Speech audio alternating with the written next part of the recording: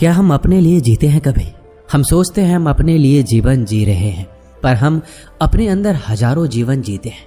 हम अपने बच्चों का, पत्नी का, पति का, मित्रों का, रिश्तेदारों का, शत्रुओं का, प्रेमी प्रेमिका का, माता पिता का, यहाँ तक कि अपने आस पड़ोस का, जहाँ हम काम करते हैं उन सब का जीवन हम जीते हैं।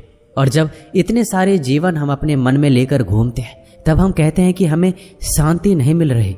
और इतने सारे जीवन हम अपने मन में लेकर घूमते हैं तब हम कहते हैं कि हमें शांति नहीं मिल रही, सुकून नहीं मिल रहा, चिंता लगी रहती है, दुख लगे रहते हैं, हम डिप्रेशन में रहते हैं। और इसका एक ही कारण है कि आप अपना जीवन नहीं जी रहे हैं।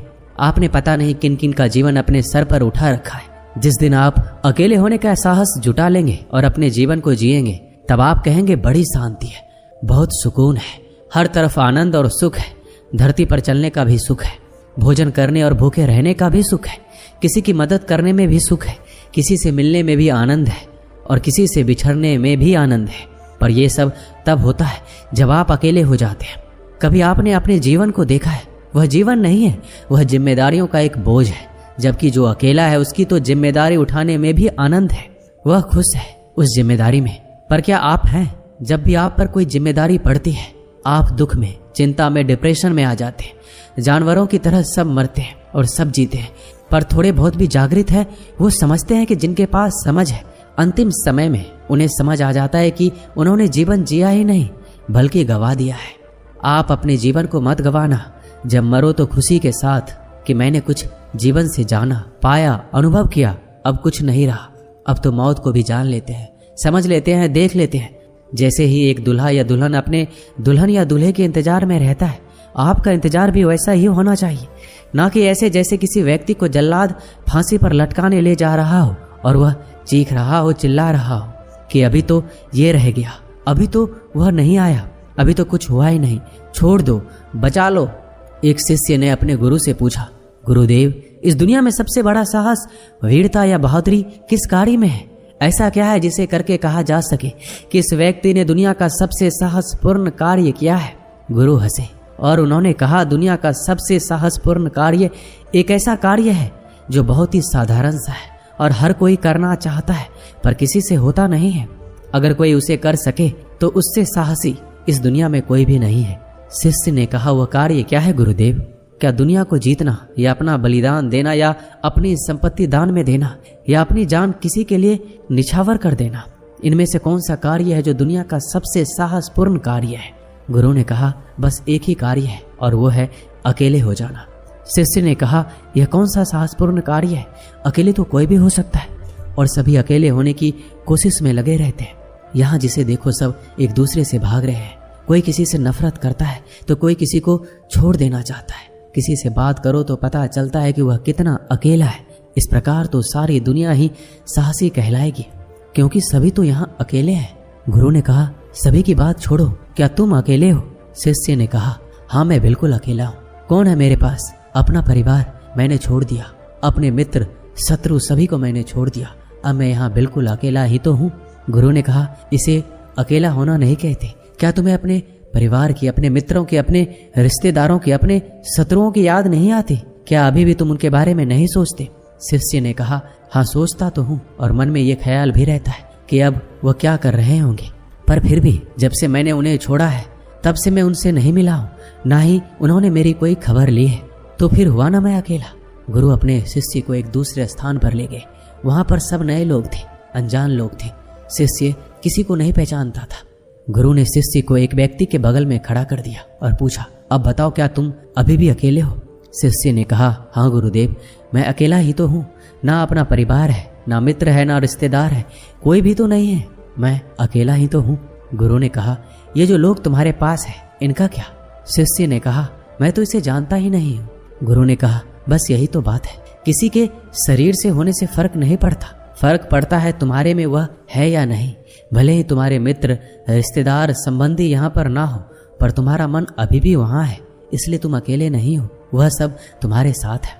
अगर तुम किसी अंधेरी गुफा में रहोगे जहाँ ना कोई पशु हो, ना पक्षी, ना कोई कीट हो, तब भी तुम वहाँ अकेले ही होगे क्योंकि यह सब जो तुम्हारे मन में बसे हैं तुम्हारे साथ ही रहेंगे। ये तुम्हें कहीं अकेला नहीं छोड़ेंगे। इसलिए इस दुनिया में जो सबसे साहसपूर्ण कार्य है वह है अकेले हो जाना। जिसने इसे कर लिया उसे किसी को छोड़ने की आवश्यकता नहीं पड़ती। वह सबके बीच में रहता है पर अकेला रहता है। वह सारे कार्य करता है पर अकेला रहता है। पर ऐसा व्यक्ति जो संपूर्ण रूप से अकेला हो जाता है, उसे एक ऐसे व्यक्ति का साथ मिलता है जिसके मिलने से वह उस एकांत और शांति में प्रवेश कर जाता है जहाँ कोई भी दूसरा नहीं होता। शिष्य ने कहा, पर गुरुदेव, अभी तो आपने कहा कि एक ऐसे व्यक्ति का साथ मिलता है जो जिस व्यक्ति का साथ मिलता है उसके मिलने से वह अकेला कैसे हो सकता है। गुरु ने कहा, जिसके साथ मिलता है वह कोई और नहीं, तुम खुद ही होते हो। तुम्हें तुम्हारा ही साथ मिलता है और जब तुम अपना साथ पकड़ लेते हो तो किसी दूसरे के साथ की आवश्यकता होती ही नहीं है। और जहाँ दूसरा नहीं होता वहाँ पहला भी समाप्त हो जाता है, और जहाँ पहला समाप्त हो जाता है वहाँ शांति और एकांत के अलावा कुछ नहीं होता। और जहाँ ये स्थिति होती है वहाँ सब कुछ होता है, आनंद होता है। शिष्य को गुरु की बात बहुत अच्छी लगी और उसने तुरंत निर्णय लिया कि वह अकेला होकर ही रहेगा।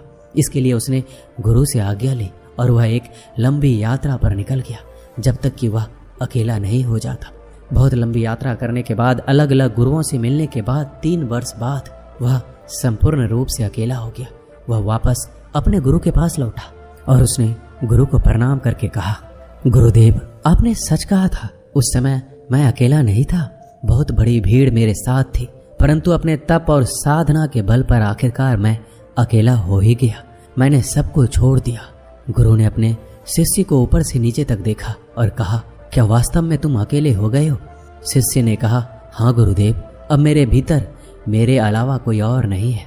गुरु मुस्कुराए और गुरु ने कहा, तुमने यह तलवार क्यों लटका रखी है? शिष्य ने कहा, गुरुदेव, यात्रा बहुत लंबी थी, रास्ते में बहुत सारे खतरे थे, जंगली जानवरों का डर था, इसलिए मैंने यह तलवार अपने पास रखी ताकि मैं अपनी रक्षा कर सकूं। गुरु ने कहा, पुत्र, तुम चूक गए। ऐसे ही हम सब चूक जाते हैं। तुम अकेले नहीं हो, तुम्हारा तलवार तुम्हारे साथ है, और इसका मतलब यह है कि तुम्हारे भीतर एक कायर छुपा हुआ है जिसे तलवार की आवश्यकता है, और तुम इसे तलवार मत समझना। यह है तुम्हारा डर, और तुम्हारे भीतर के डर के अलावा तुम्हारे भीतर बहुत कुछ है।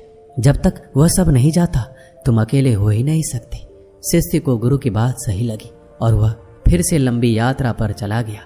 2 वर्ष बाद जब वो वापस आया तो उसके पास कोई तलवार नहीं थी। जब वह गुरु के आश्रम में पहुंचा तो गुरु ने उसे देखकर कहा, बहुत ही एकांत है, तुम्हारे भीतर कुछ नहीं छोड़ा और सब कुछ छोड़ दिया। गुरु ने पहचान लिया कि उनका शिष्य अब एकांकी हो चुका है। गुरु ने कहा, इस प्रकार पास खड़े व्यक्ति से कोई फर्क नहीं पड़ता जब तक कि तुम उसे जानते ना हो या तुम्हारी भावनाएं उसके लिए ना हो।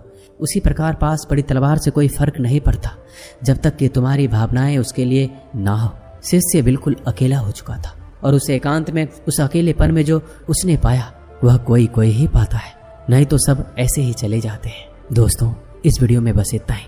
मैं आशा करता हूँ कि आपने इस वीडियो से बहुत कुछ सीखा होगा। मिलते हैं अगले वीडियो में। अपना ख्याल रखिएगा। धन्यवाद।